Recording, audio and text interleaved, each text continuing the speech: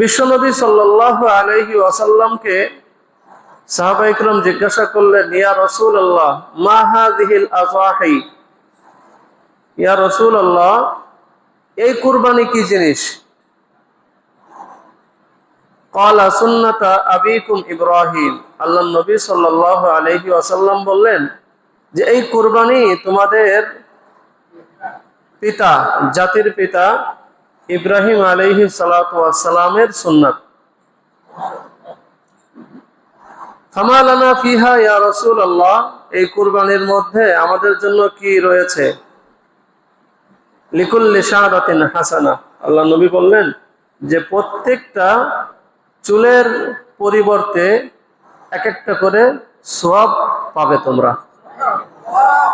সাহাবায়ে কিরাম বললেন, ফাসসুফু ইয়া রাসূলুল্লাহ, যদি পশম হয় তো পশমের ক্ষেত্রে, কারণ পশু তো একটা আছে চুল আর একটা আছে পশম।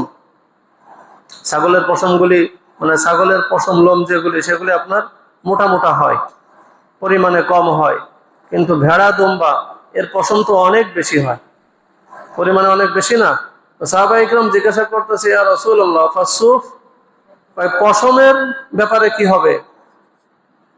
আল্লাহ নবী সাল্লাল্লাহু আলাইহি ওয়াসাল্লাম বললেন, প্রত্যেক পশমের বিনিময়েও একটা করে সওয়াব পাওয়া যাবে। বিকুল্লি শাআরাতিন মিনাস সুফি হাসানা, যে প্রত্যেক পশমের বিনিময়েও একটা করে সওয়াব পাওয়া যাবে। সুবহানাল্লাহ। অন্যদিকে হযরত আয়েশা রাদিয়াল্লাহু তাআলা আনহা থেকে একটা হাদিস বর্ণিত আছে, আয়েশা রাদিয়াল্লাহু তাআলা আনহা আন্নাহু قال رسول الله صلى الله عليه وسلم ما عمل ابن آدم من عمل يوم النحر أحب إلى الله من إحراق الدم, যে কুরবানির দিনে বনি আদমের সবচেয়ে দামি আমল হলো কুরবানির পশুর রক্ত প্রবাহিত করা। বনি আদম কুরবানির দিনে যত ইবাদত করে, সমস্ত ইবাদতের মধ্যে আল্লাহর কাছে সবচেয়ে প্রিয় আমল হলো কুরবানির জন্তুর রক্ত প্রবাহিত করা।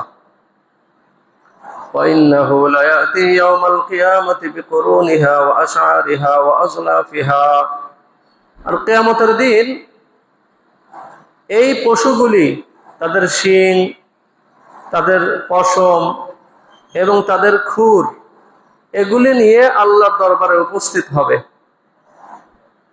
এই কুরবানির জন্তু তাদের শিং, পশম এবং কি খুর, পায়ের খুর, এগুলি নিয়ে আল্লাহর দরবারে উপস্থিত হবে।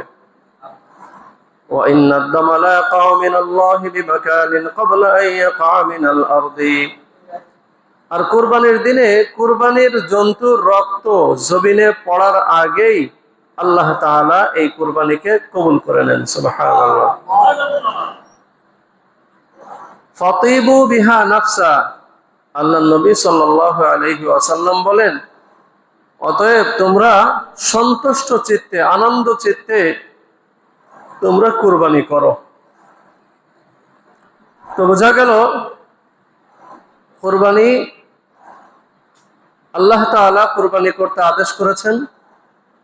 আল্লাহর নবী সাল্লাল্লাহু আলাইহি ওয়াসাল্লাম কুরবানির